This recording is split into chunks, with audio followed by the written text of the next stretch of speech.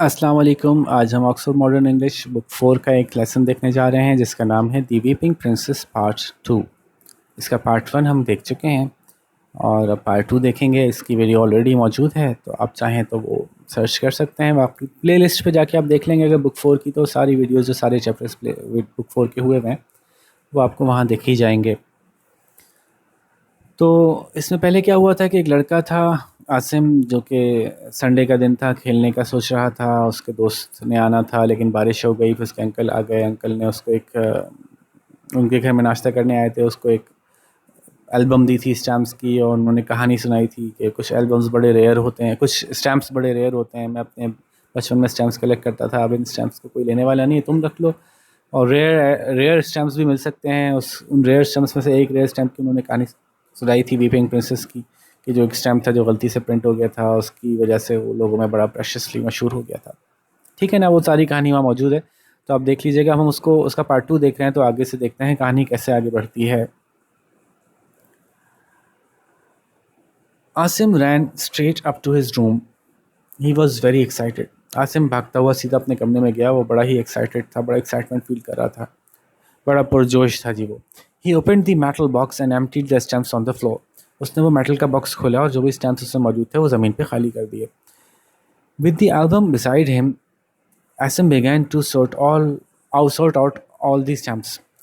Album अपने बराबर में रखी हुई थी उसने। आसिम ने जो है वो तमाम जो स्टैम्प्स थे उनको तरतीब से रखना शुरू कर दिया। सॉर्टिंग आउट का मतलब मुख्तलिफ अंदाज से सॉर्टिंग कर सकते हैं। ईयर वाइज भी कर सकते हैं, तरतीब बना सकते हैं। कलर वाइज भी सॉर्टिंग कर सकते हैं, उसकी तरतीब बना सकते हैं। साइज वाइज भी कर सकते हैं, तो अब डिपेंड करता है आसिम कैसे कर रहा था।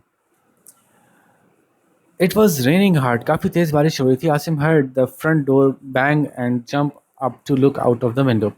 आसिम बारिश काफ़ी तेज़ हो रही थी। उसने सुना कि उनके जो मेन गेट पे कोई ज़ोर से दरवाज़ा धड़धड़ाया किसी ने, तो वो उछल के खड़ा हुआ और झांकने के लिए खिड़की में से नीचे। He saw uncle mic running towards his car. तो उसने देखा कि अंकल माइक जो है भागते हुए अपनी गाड़ी की तरफ जा रहे थे। As he drove away he looked up and waved. जब वो गाड़ी चला के जा रहे थे उसी वक्त उन्होंने ऊपर देखा और हाथ हिलाया। Asim smiled and waived back. Asim मुस्कुराया, उसने भी हाथ हिलाया। तो वो जो धड़धड़ाया गया था ना, वो दरवाज़ा किसी ने खटखटाया नहीं था, बल्कि दरवाज़ा बंद होने की धड़ से आवाज़ आई थी। तो उसको उन्होंने बैंग से कहा, द फ्रंट डोर बैंग। जो मेन दरवाज़ा था वो धड़ से बंद हुआ था, तो उसकी आवाज़ पे उठ उसके खड़ा हुआ था कि देखे कौन है। तो वो अंकल माइक जा रहे थे। Asim return to his stamps. Asim वापस अपनी स्टैम्प्स के पास वापस आ गया। There were all kind of stamps, big ones, small ones, stamps with post marks and some without.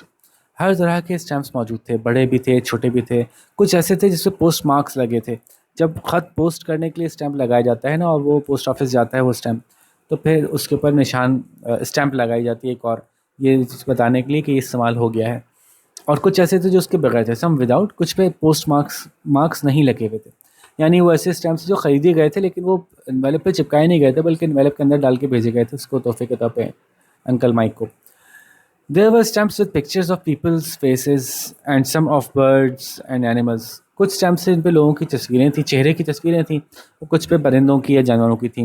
There were stamps from England, Japan, Malaysia, China, USA and many other countries. और stamps थे जनाब England के, Japan के, Malaysia के, China के और America के और बहुत से मुल्कों के।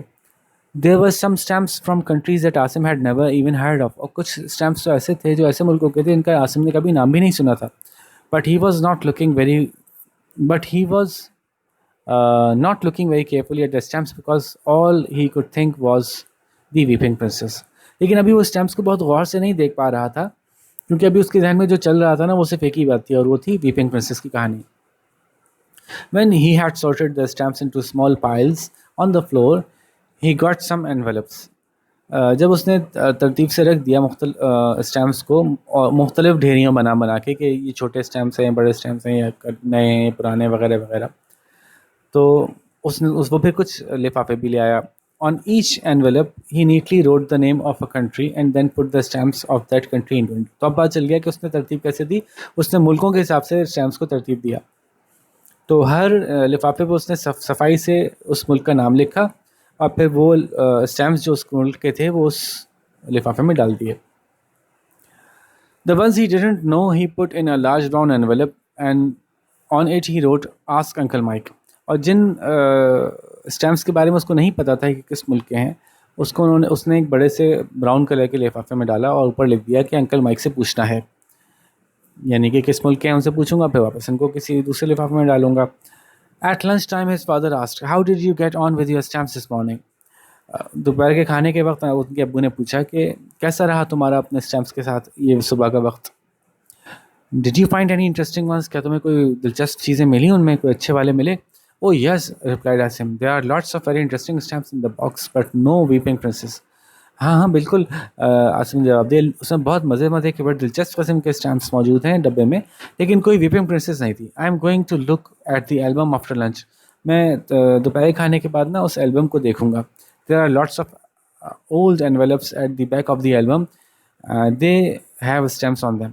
और उस एल्बम के पिछले हिस्से में बहुत से पुराने लिफाफे मौजूद हैं, तो उनके ऊपर भी बहुत से स्टैम्प्स लगे हुए हैं, तो मैं उनको देखूंगा। You have to be careful when you take them off the envelope, said Asim's father. Asim के अब्बू ने कहा कि तुम जब उनको एनवेलप से उतार रहे होगे तो बड़ा एहतियात करनी पड़ेगी, तुमने एहतियात से उतारना।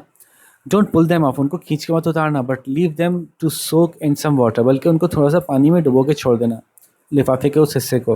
Then they will come off easily and won't be damage, तो वो आसानी से उतर जाएंगे और ख़राब नहीं होंगे, उनको नुकसान नहीं पहुंचेगा। After lunch Asim went back to his room, the rain had stopped but he did not feel like playing football.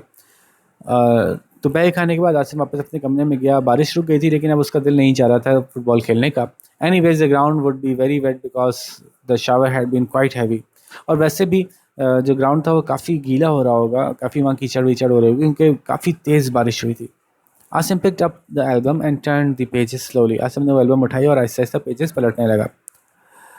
Some of the pages were loose because the album was very old, कुछ pages काफ़ी अपनी जगह से हिले हुए थे, जैसे तकरीबन फटने के करीब हों, क्योंकि एल्बम जो है वो काफ़ी पुरानी थी। On each page there were about 9 और 10 स्टैम्प्स, हर सफ़े पे तकरीबन 9 से 10 स्टैम्प्स मौजूद थे।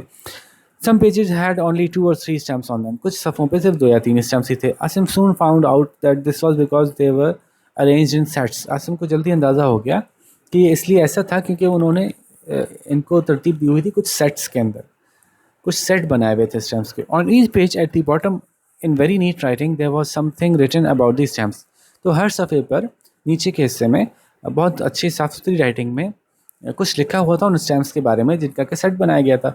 ही wondered how long uncle Mike had taken to collect so many stamps, वो सोच रहा था हैरान होकर कि पता नहीं कितना वक्त लगा होगा अंकल माइक को इतने सारे स्टैम्प्स जमा करने में। When he had finished looking at the album he took out the envelopes that were at the back, जब उसने एल्बम को देखना ख़त्म किया, मतलब मुकम्मल हुई एल्बम, तो उसने फिर वो पीछे जो लिफाफे रखे थे वो निकाले। Most of them were old and faded, उनमें से अक्सर बहुत पुराने और बिल्कुल उनका रंग उड़ गया था।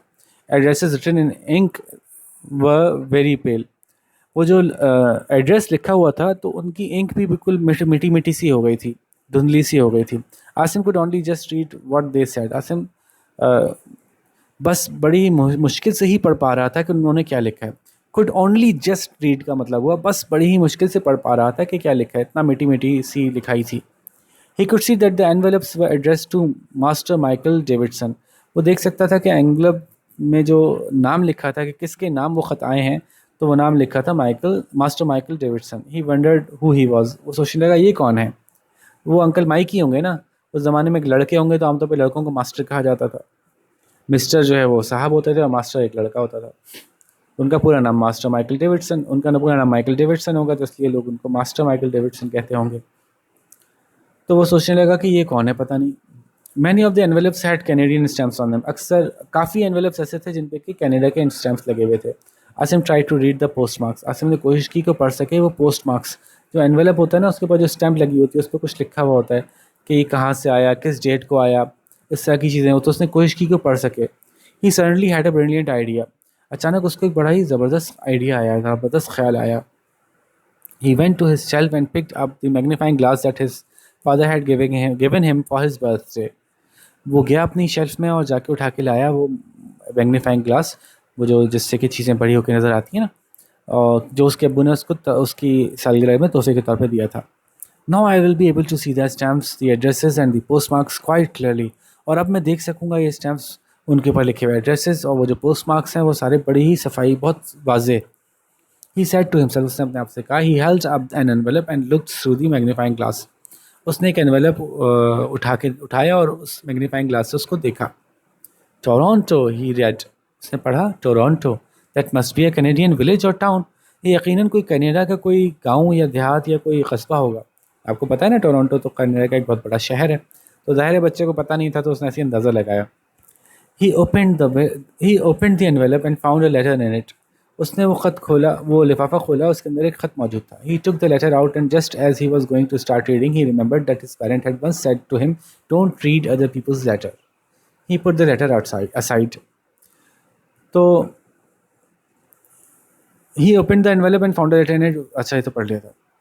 He took the letter out and just as he was going to start reading it, जब उसने वो ख़त बाहर निकाला और बस वो अभी उसको पढ़ने ही वाला था कि ही रिमेंबर्ड, उसको याद आया कि उसके पेरेंट्स ने उसको कहा है कि दूसरों के ख़त नहीं पढ़ने चाहिए, तो उसने वो ख़त साइड में रख दिया।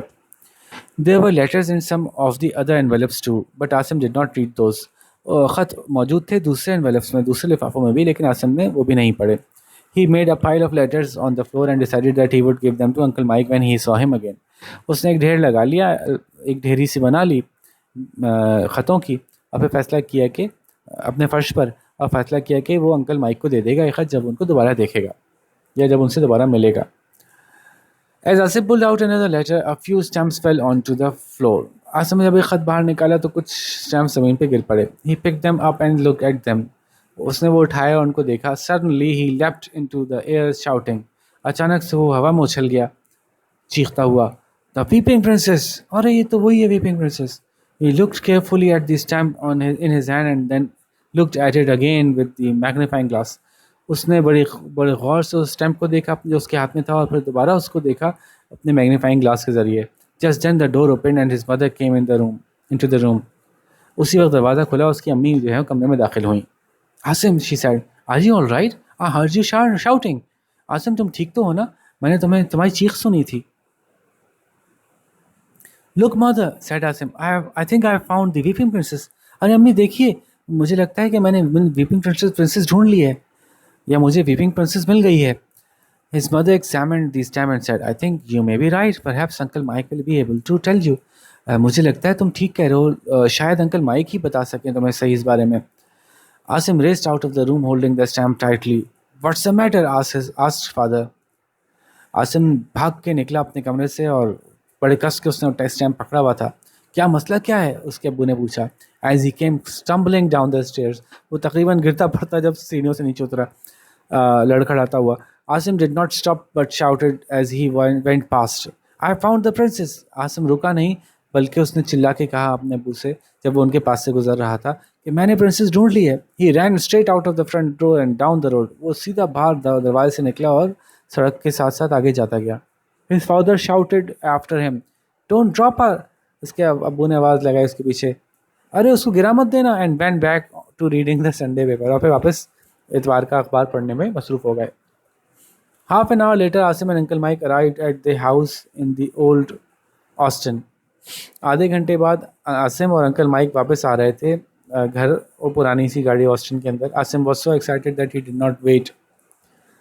आसिम इतना ज़्यादा एक्साइटेड हो रहा था, इतना ज़्यादा पुरजोश था उस वक्त कि उससे इंतज़ार नहीं हो रहा था, उसने इंतज़ार नहीं किया। He ran into the house and told his father, वो भाग के अपने घर में गया और अपने अब्बू को बताया, it is the weeping princess, ये वाकई वीपिंग प्रिंसेस ही है। At least uncle Mike thinks it is, कम अज़ कम अंकल माइक ये सोचते हैं कि हाँ यही है। There is a tear on her cheek, वाकई उसके मुँह पर जो है वो एक, उसके चेहरे पर जो है, उसके गाल पर एक आंसू का निशान है।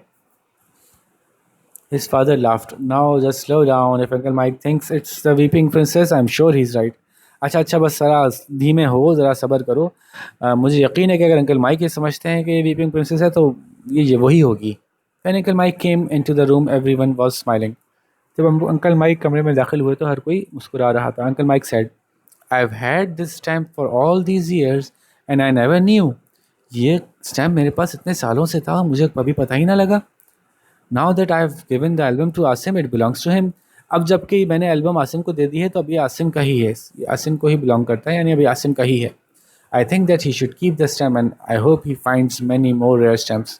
मेरा ख्याल है कि इसको ये स्टैम्प अपने पास रखना चाहिए और मुझे उम्मीद है कि वो और भी बहुत से रहस्यम्स तलाश कर लेगा, मिलेंगे उसको।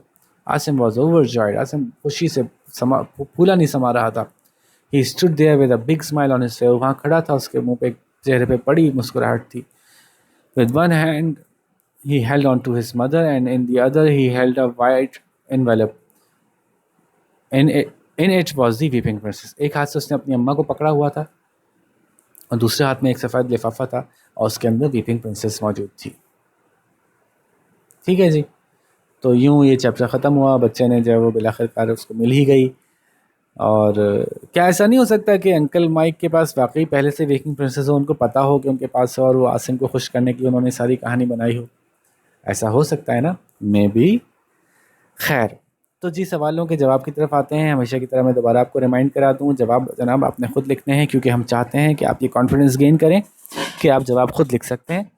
उसके लिए आपको थोड़ी प्रैक्टिस करनी होगी। आप चैप्टर बाय चैप्टर जवाब खुद से लिखना शुरू करेंगे चैप्टर समझ के, और फिर उसमें कोई गलतियाँ होंगी तो किसी टीचर से करेक्ट करवाएंगे, और उन गलतियों को करेक्ट करवाने के बाद आप पहले से बेहतर जवाब लिख सकते होंगे।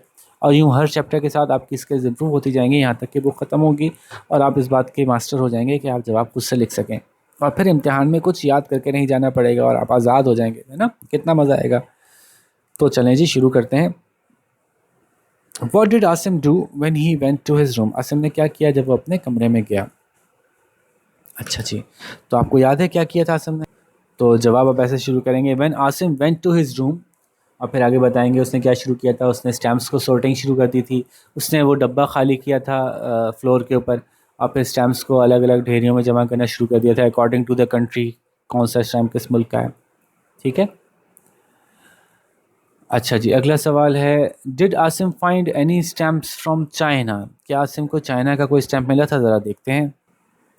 तो जी देखिए, ये लिखा हुआ है यहाँ पे कि आसिम को मुख्तलिफ मुल्कों के स्टैम्प्स मिले थे, उसमें ये देखिए लिखा हुआ है कि जी उसको मिला था। तो जवाब आप कैसे बनाएंगे इसका? Yes Asim did find.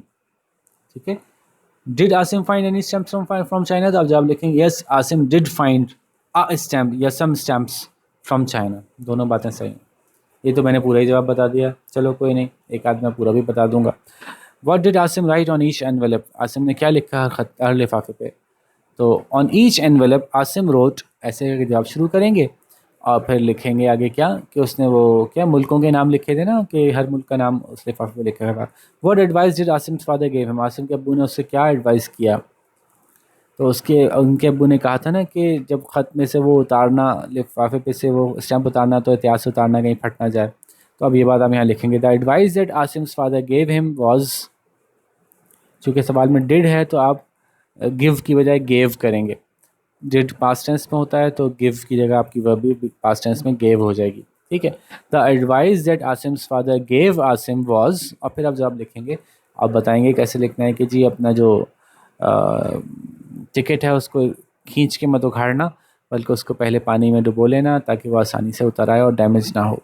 ठीक है, ये बात आप लिख दीजिएगा।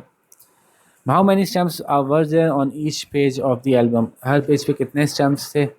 सो आप जवाब लिख सकते हैं, there were many stamps on each page of the album. Some pages, कुछ पेजेस पे क्या थे? कुछ पेजेस पे जो है वो 9 या 10 थे, और कुछ पेजेस पे 1 या 2 थे, या 2 या 3 थे। ठीक है, और वो सेट्स में अरेंज किए गए थे। ये बात आप लिख दीजिएगा, ऐसी बात हुई थी ना। How what was written on each page at the bottom? हर पेज के नीचे क्या लिखा था? On each page at the bottom, ऐसे करके जवाब शुरू करेंगे। फिर जवाब बताएंगे बहुत साफ सुथरी लिखाई में उन स्टैम्प्स के बारे में तफसीलात लिखी हुई थी, है ना। Who do you think Michael Davidson was? ये मैंने बता ही दिया है। I think Michael Davidson was करके लिखें और बता दें, मैंने पूरा बता दिया है कि कौन थे। Way and watch is Toronto, ये भी मैंने आपको बता दिया है। टोरंटो कनाडा का एक बड़ा सा शहर है जी। ठीक है, what did Asim do when he found the weeping princess? Asim ने क्या किया? When Asim found the weeping princess, तो फिर उसने क्या किया? वो उछल के खड़ा हो गया और फिर भागता हुआ कमरे से बाहर निकल गया और घर से बाहर निकल गया और अंकल माइक के घर भागता हुआ चला गया, बारिश में ही। ठीक है, बारिश हो रही थी, नहीं बारिश रुक गई थी, सॉरी, नहीं, भागता हुआ अंकल माइक के घर चला गया, बारिश रुक गई थी। What make of car did uncle mic have? Law, ये तो बहुत ही, ये तो क्लास 1 का जो सवाल है, इसको तो मैं समझाऊंगा भी नहीं। अंकल माइक की गाड़ी का मॉडल कौन सा था? आप खुद बताइए, मैं पीछे भी आ चुका। ये मुश्किल सवाल है, देखते हैं कि मुश्किल है कि नहीं। Why did Asim continue working on with the stamps even though the rain had stopped, give reasons for your answers. दो बातें हैं, दोनों बातें उन्होंने बताई हुई थी, यहाँ पे सवाल के साथ ही बता दी थी। Asim continued working with the stamps even though the rain had stopped because, ऐसे जवाब शुरू करेंगे। Asim continued working with the stamps even though the rain had stopped। फिर क्या क्या क्यों कंटिन्यू किया उसने, तो अब आप अपनी वजह बताएंगे। एक वजह तो ये थी कि बाहर बारिश बहुत तेज़ हो चुकी थी और ग्राउंड्स गीले हो रहे होंगे तो फुटबॉल खेलने का वैसे भी मज़ा नहीं आना था। दूसरा ये कि उसको स्टैम्प को देखने में, उसको सॉर्टिंग करने में इतना ज़्यादा मज़ा आने लगा था कि उसने सोचा अब यही काम कर लेते हैं। तो ये दोनों बातें अगर आप लिख लेंगे तो आपका जवाब सही मान लिया जाएगा। ठीक है जी, तो उम्मीद है कि अब आपको अच्छी से बात समझ में आ गई होगी। आप देखते हैं आप में से कौन ज़्यादा अच्छे जवाब लिखता है। अगर आपको कोई टीचर ना मिले चीज़ों को चेक करवाने के लिए तो आप मुझसे कमेंट्स में पूछ सकते हैं अपना जवाब बताकर, या आप मुझे ईमेल कर सकते हैं। मैंने ईमेल एड्रेस अपना नीचे लिख दिया है। ठीक है, तो अब इंशाल्लाह किसी और अच्छे से लेसन के साथ आपके साथ मुलाकात करेंगे। अपना बहुत सारा ख्याल रखिएगा। अल्लाह हाफ़िज़।